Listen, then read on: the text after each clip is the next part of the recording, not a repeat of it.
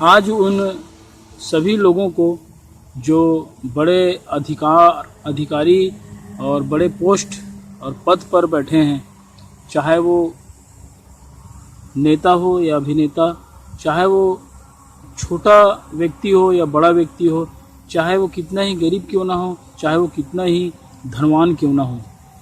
मेरे प्रियो, आज ये वीडियो, आज का जो संदेश है वो हमारे मसीह भाई बहनों के लिए एक छोटा सा संदेश है।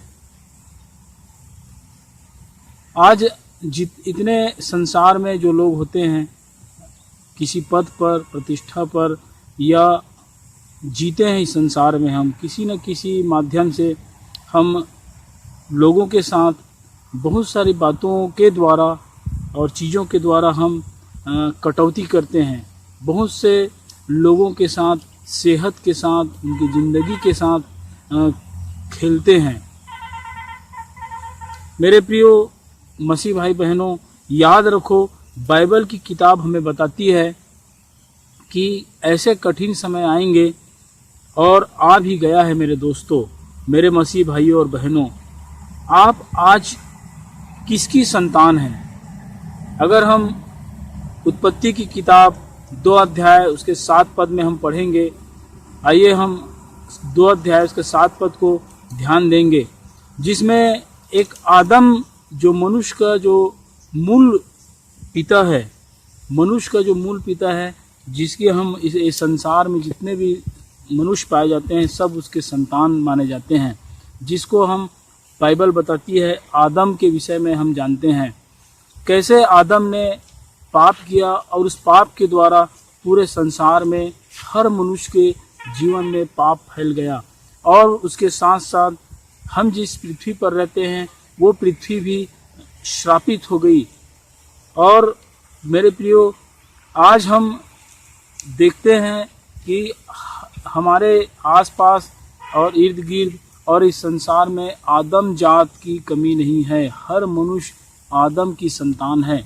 लेकिन बाइबल हमें बताती है कि हम जो मसीह को मानने वाले हैं, विश्वास करने वाले हैं, अब हम आदम के संतान नहीं, पर प्रभु यीशु मसीह में नई सृष्टि है। एक नया जीवन, एक नई श्वास परमेश्वर ने हमें दिया है, एक नई आत्मा हमारे जीवन में उंडेला है, जिसको हम बाइबल के अनुसार जानते हैं कि दूसरा आदम, पहला आदम मृत्यु लाया, जिसके द्वारा से पाप हमारे जीवन में राज किया, और दूसरा आदम जो प्रभु यीशु मसीह के विषय में हम देखते हैं। मेरे प्रियो, परमेश्वर ने एक मनुष्य को मिट्टी से रचा, और एक आत्मा, एक श्वास, एक प्राण उसके जीवन में, उसके शरीर में डाला।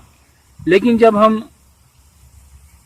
प्रभु यीशु मसीह में नए नियम में आकर पढ़ते हैं, जो दूसरा आदम, जो हम मसीह जो हैं, विश्वास प्रभु यीशु मसीह पर विश्वास करने वाले लोग हैं, दूसरे आदम के साथ एक नया जीवन, एक नई श्वास, एक नई आत्मा, एक नई प्राण, एक नए जोश के साथ हम परमेश्वर के लिए, परमेश्वर के साथ साथ उसे कदम में कदम मिला करके, श्वास में श्वास मिला करके चलने के लिए हम दृढ़ विश्वास के साथ एक नई राह में चलने के लिए प्रतिबद्ध होते हैं और तैयार होते हैं, और पवित्र आत्मा हमें इसके लिए तैयार करता है। मेरे प्रियो, 1 कुरिन्थी 15 अध्याय उसका 45 पद से 49 पद को अगर हम पढ़ेंगे तो उसमें इस प्रकार लिखा है कि प्रथम मनुष्य अर्थात आदम जीवित प्राणी बना, और अंतिम आदम जीवनदायक आत्मा बना, परंतु पहले आत्मिक न था पर स्वाभाविक था, इसके बाद आत्मिक हुआ।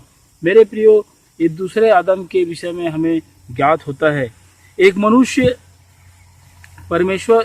को परमेश्वर ने मिट्टी से बनाया, परंतु उसमें जीवन परमेश्वर के श्वास से आया, और ऐसा हम वचन में पढ़ते हैं। और आदम जीवित प्राणी बन गया। मेरे प्रियो, जीवित व्यक्ति बन गया, परंतु फिर भी आदम और उनकी संतानें जो थी और है और आज भी इस संसार में पाए जाते हैं, वो आत्मा में मृत हैं, और उनके गंदे कामों से हमें पता चल जाता है, और लोगों को ठेस पहुंचाने के द्वारा लोगों को। मेरे प्रियो, जब आपने बपतिस्मा लिया, प्रभु यीशु मसीह का फिर जीवित होना। मेरे प्रियो, क्या आप मारे गए और गाड़े गए और प्रभु यीशु मसीह में क्या फिर से पुनर्जीवित हुए? ये आपके लिए प्रश्न है मेरे प्रियो। अगर आप मारे गए और गाड़े गए और जीवित नहीं हुए हो तो इसका मतलब ये है कि आज भी आप संसार के साथ साथ संसार के क्रियाकलाप में कदम से कदम मिलाकर चल रहे हैं मेरे प्रियो। ये आप स्वयं इस बात को जांच सकते हैं और जान सकते हैं। या फिर ऐसा भी हो सकता है कि बपतिस्मा आपने किसी मजबूरीवश लिया हो। शादी के लिए अगर रोड़ा आ रहा है तो बपतिस्मा लिया जाए। उसके बाद फिर बपतिस्मा लेने के बाद क्या आपने परमेश्वर के साथ साथ उसके श्वास में श्वास मिलाकर चला? नहीं मेरे प्रियो, हम उनके साथ साथ नहीं चलते हैं और उसके श्वास के साथ या उसके जीवन या उसके संगति के साथ हम कटौती करते चले जाते हैं, कटौती करते चले जाते हैं। या फिर हम नौकरी के लिए जब हमें बपतिस्मा लेना पड़ता है तो नौकरी बपतिस्मा हमारे लिए मजबूरी हो जाती है और हम बपतिस्मा लेते हैं और बपतिस्मे के विषय में हम जानते भी नहीं और समझते भी नहीं। 4 दिन 5 दिन 6 दिन हफ्ता भर उसका क्लास ज्वाइन करके हम बपतिस्मा पा लेते हैं मेरे प्रियो। लेकिन आप मारे जाते हो, गाड़े जाते हो और संसार के साथ गड़े ही रहते हो, उस दलदल में फंसे ही रहते हो। आप प्रभु यीशु मसीह में फिर से जीवित नहीं होते हो। और ऐसा हमारे साथ आज हो रहा है मेरे प्रियो मसीह भाई बहनों। आप नौकरी करके और बपतिस्मे को आड़ बना करके नौकरी तो पा लेते हो, लेकिन हमारे जीवन में एक नशा सा छा जाता है। पैसे, धन दौलत, गाड़ी मोटर, शोहरत, परिवार, बाल बच्चे, इन सब में हम घुसते चले जाते हैं और हमारा मन इन सब वस्तुओं में व्यस्त हो जाता है, खुमार हो जाता है और शारीरिक प्यास को बुझाने में हम सब मतवाले से हो जाते हैं।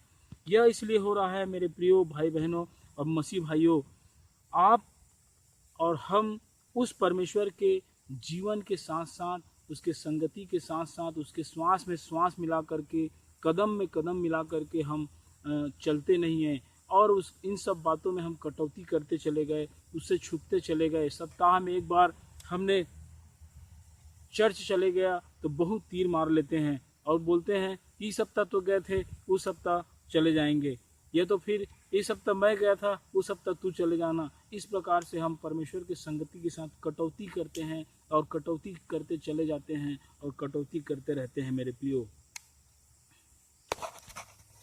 आज वो समय आ गया है मेरे प्रियो, हर वो काम जो हमें परमेश्वर के संगति में रहना चाहिए या उसके संगति में करना चाहिए, जो भी बातें हमारे सामने आती है हम उसमें बचते चले जाते हैं और कटौती करते चले जाते हैं।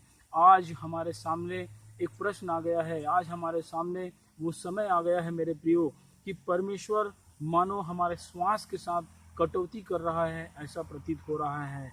आज सारे चारों तरफ अफरा तफरी मची हुई मेरे प्रियो, मानो ऐसा प्रतीत होता है कि परमेश्वर हमारे श्वास को छीन रहा है या कटौती कर रहा है। आज हमेशा अपने शरीर की चिंता हमने की है और परमेश्वर ने अपनी श्वास को हमें दिया है मेरे प्रियो, उसकी चिंता कभी नहीं की हमने। और अगर वह अपनी श्वास वापस ले ले तो क्या होगा, ये हमारे सामने बड़ा प्रश्न है। सारी शारीरिक सुख सुविधाएं धरी की धरी रह जाती है मेरे प्रियो, और ऐसा हमारे बीच में हो भी रहा है। आइए हम एक छोटा सा एक स्थल पढ़ेंगे, रोमियो की किताब 4 अध्याय उसका 7 और 8 पद। इसमें इस प्रकार लिखा है मेरे प्रियो, 4 अध्याय रोमियो की किताब 7 और 8 में, धन्य है वे जिनके अधर्म क्षमा हुए और जिनके पाप ढांपे गए, धन्य है वह मनुष्य जिसे परमेश्वर पापी न ठहराए। क्या आपके जीवन में ऐसी निश्चयता है कि परमेश्वर ने प्रभु यीशु मसीह के द्वारा आपके पाप को ढांप दिया है मेरे प्रियो, और आपके पास एक धन्य आशा है, जब प्रभु यीशु मसीह आएगा तो उसके सामने हम खड़े होने के योग्य हैं? ये आज हमें जांचने की आवश्यकता है मेरे प्रियो। और एक वचन, एक स्थल और मैं पढ़ना चाहूँगा, लूका रचित सुसमाचार उसका 21 अध्याय 34 से 36 तक। इसमें इस प्रकार लिखा है, इसलिए सावधान रहो, ऐसा ना हो कि तुम्हारे मन खुमार और मतवालेपन और इस जीवन की चिंताओं से सुस्त हो जाए और वह दिन तुम पर फंदे के समान अचानक आ पड़े, क्योंकि वह सारी पृथ्वी के सब रहने वालों पर इसी प्रकार आ पड़ेगा। इसलिए जागते रहो और हर समय प्रार्थना करते रहो कि तुम इन सब आने वाली घटनाओं से बचने और मनुष्य के पुत्र के सामने खड़े होने के योग्य बनो।